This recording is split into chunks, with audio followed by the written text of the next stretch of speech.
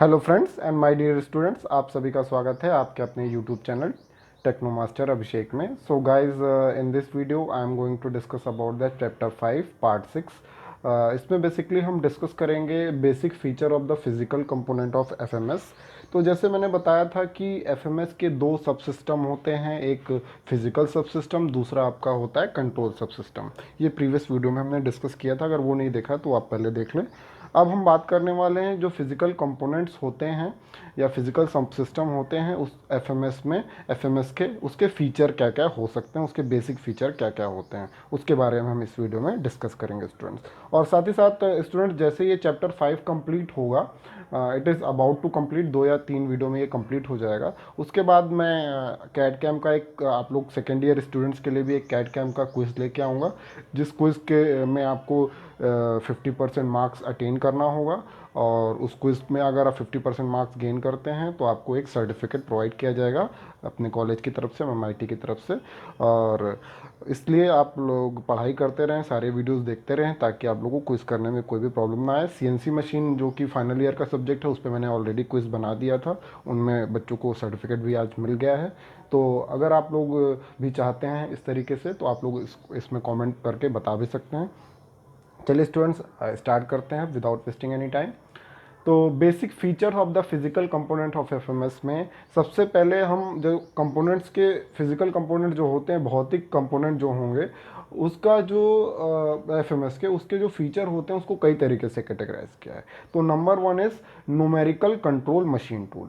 तो basic feature क्या है एफएमएस के फिजिकल कंपोनेंट का? एक तो एनसी मशीन टूल ही है, वो एक बेसिक कह सकते हैं फीचर है फिजिकल कंपोनेंट का एफएमएस के। तो न्यूमेरिकल कंट्रोल मशीन टूल्स में क्या क्या क्या चीज़ें आती हैं, अब वो देखते हैं उसके फीचर क्या हो सकते हैं। तो मशीन टूल को हम क्या कंसीडर करते हैं? They are consider to be the major building block of FMS. तो हर जगह एफएमएस में मैक्सिमम जगह हम मशीन टूल्स का यूज़ करते हैं, तो एक मेजर बिल्डिंग ब्लॉक कह सकते हैं। एक घर का जो बिल्डिंग ब्लॉक होता है, एक बिल्डिंग का ब्लॉक्स होता है, जो ईंट होता है, वो आपका मशीन टूल है एफएमएस के लिए। As they determine the degree of flexibility, क्योंकि मशीन टूल के हिसाब से हम फ्लेक्सिबिलिटी को निर्धारित करते हैं कि कितनी उसमें फ्लेक्सिबिलिटी होगी एफएमएस में। And capabilities of the FMS, एक तो उसकी फ्लेक्सिबिलिटी कितनी होगी, एफएमएस की नम्यता कितनी होगी, साथ ही साथ उसकी क्षमता कितनी होगी एफएमएस की।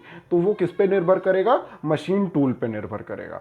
And some of the feature of machine tools वो क्या क्या हो सकते हैं वो हम डिस्कस कर रहे हैं।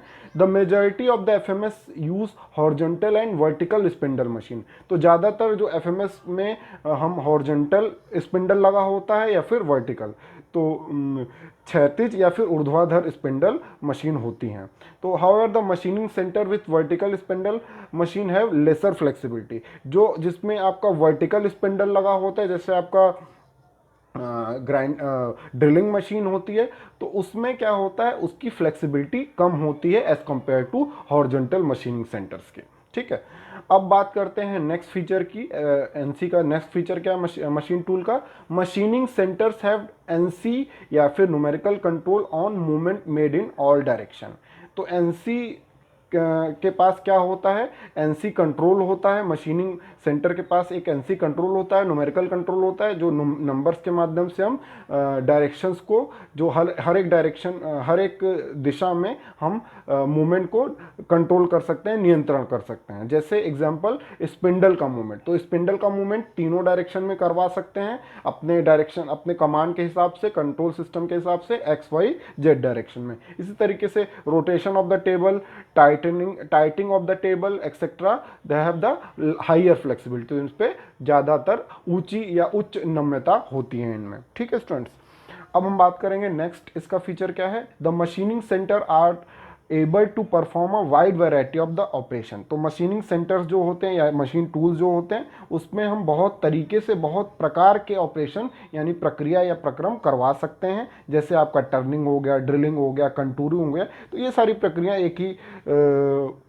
स्टेशन पे, सेंटर पे करवा सकते हैं। उसमें क्या लगा होता है, पैलेट एक्सचेंजर लगा होता है जो कि रोबो आर्म हो सकता है।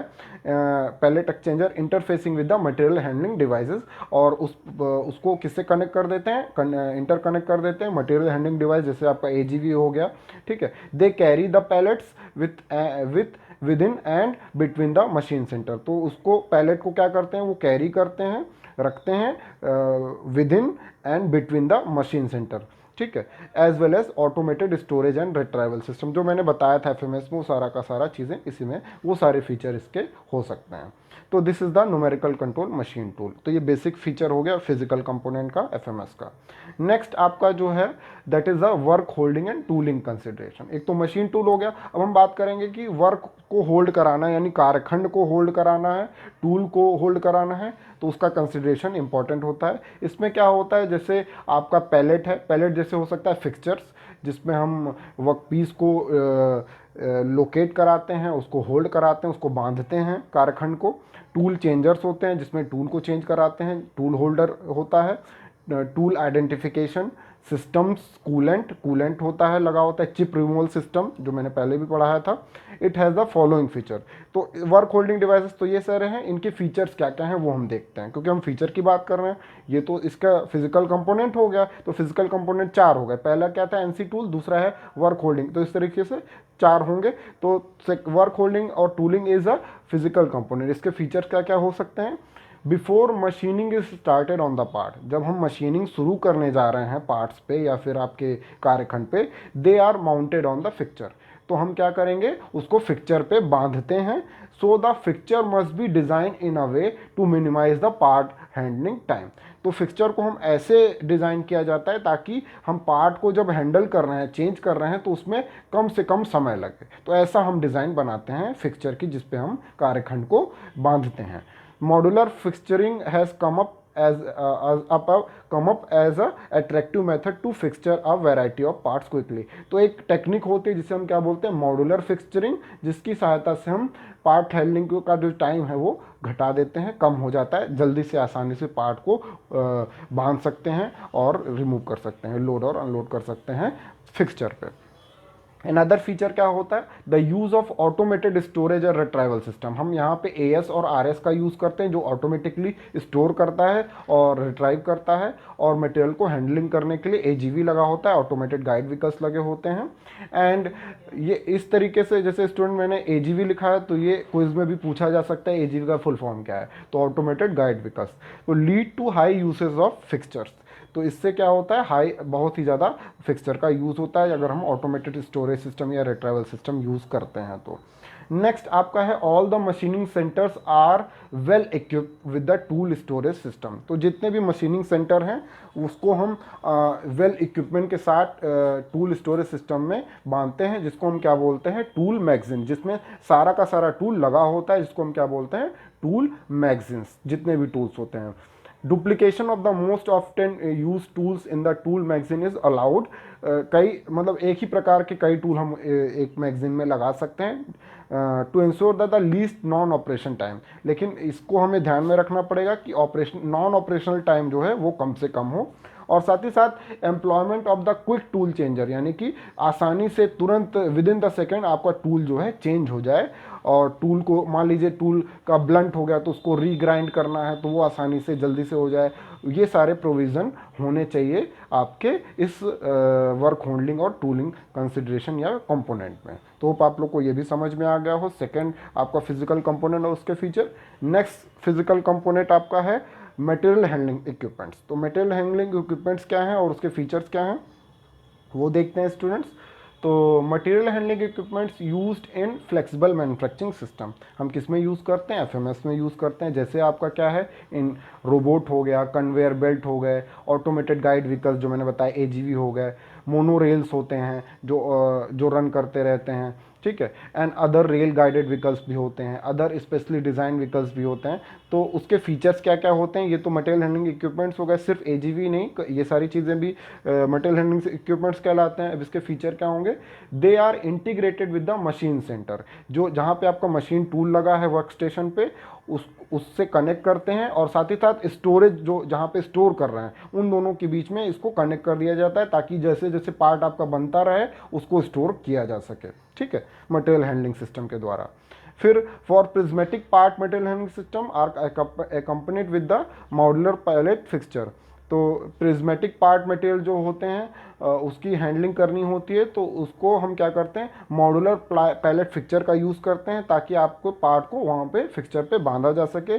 और रोटेशनल पार्ट, प्रिज्मेटिक का मतलब क्या होता है स्टूडेंट, जो लीनियर मूव करता होता है, मतलब एक्स डायरेक्शन में या आगे पीछे मूव करेगा या वाई डायरेक्शन में। और प्रिज्मेटिक के अलावा दूसरा पार्ट क्या हो सकता है, रोटेशनल पार्ट। तो रोटेशनल पार्ट्स के लिए इंडस्ट्रियल रोबोट का यूज़ किया जाता है, ताकि उसको लोड और अनलोड किया जा सके, टर्निंग ऑपरेशन जैसे आपका होता है। ठीक है, फिर उसके बाद the handling system must be capable of being control directly by the computer system. तो जो हैंडलिंग सिस्टम होता है उसको हम डायरेक्टली कंट्रोल किया जा सकता है, किसके माध्यम से करते हैं, कंट्रोल सिस्टम या कंप्यूटर सिस्टम के माध्यम से करते हैं, ताकि वर्क स्टेशन जो जितने भी ऑपरेशन होते हैं, वेरियस वर्क स्टेशन या फिर लोड और अनलोड स्टेशन पे करना है, स्टोरेज एरिया को देखना है, तो वो सारी की सारी चीज़ें हम डायरेक्टली कर सकें with the help of computer system. तो होप आप लोग को ये भी समझ में आ गया हो मटेरियल हैंडलिंग सिस्टम या उसके इक्विपमेंट्स और उसके फीचर्स के बारे में। तो ये तीसरा आपका फिजिकल कंपोनेंट था। अब हम देखेंगे नेक्स्ट चौथा जो फिजिकल कंपोनेंट है उसके फीचर क्या हैं, इंस्पेक्शन इक्विपमेंट। तो स्टूडेंट्स इंस्पेक्शन इक्विपमेंट क्या है, इसमें क्या होता है, it include the CMM। CMM क्या होता है, ये आप पहली बार नाम सुन रहे होंगे, इसका मतलब होता है कोऑर्डिनेट मेजरिंग मशीन। तो जो कोऑर्डिनेट मेजरिंग मशीन होती है वो कोऑर्डिनेट्स यानी निर्देशांक को मापती है। It use coordinate measuring machine जो होती है that use for the offline inspection. ये ऑफलाइन ऑनलाइन नहीं करती, ऑफलाइन इंस्पेक्शन करती है। And program to measure the dimensions. ये किस लिए प्रोग्रामिंग बनाई जाती है इसकी ऑफलाइन, ताकि डायमेंशंस यानी कि जो मापांक हैं उसको मापा जा सके, और कंसंट्रेंसिटी को मापा जा सके, परपेंडिकुलर है कि नहीं है, लंबवत है कि नहीं कोई पार्ट, फ्लैट है कि नहीं है सरफेस, वो सारी चीज़ों को मापने के लिए इंस्पेक्शन इक्विपमेंट यानी CMM यूज़ किया जाता है, ताकि हम अपनी क्वालिटी के प्रोडक्ट की क्वालिटी को बढ़ाया जा सके। Next, the distinguish feature of this equipment is that it is well integrated with the machining centre. और इसका सबसे खास फीचर क्या होता है, इसको हम मशीन सेंटर यानी मशीन टूल जो आपका मशीन है उसी के साथ इंटीग्रेट कर देते हैं, ताकि आपका जो पार्ट बनता रहे उसकी चेकिंग ड्यूरिंग द प्रोडक्शन ही होती रहे, और आपके प्रोडक्ट जो बन के आए फाइनल उसकी क्वालिटी बढ़ती जाए और क्वालिटी इंक्रीज करके आए। ठीक है, उसमें कोई भी त्रुटि ना हो। तो होप आप लोग को ये सारा कुछ बेसिक फीचर फिजिकल कंपोनेंट के FMS के समझ में आ गया हो। फिजिकल कंपोनेंट 4 हमने डिस्कस किए, उन चारों के हमने बेसिक फीचर्स डिस्कस किए, तो ये चीज़ें आप लोग को क्लियर हो गई हो। तो होप आप लोग स्टूडेंट पसंद आया है तो लाइक शेयर सब्सक्राइब करना ना भूलें। साथ ही साथ अगर कोई भी डाउट आता है तो किसी भी गूगल क्लासरूम या फिर किसी भी सोशल मीडिया प्लेटफॉर्म पे आप पूछ सकते हैं। और घरों पर रहें, पढ़ाई करते रहें, सुरक्षित रहें। Thank you for watching my video.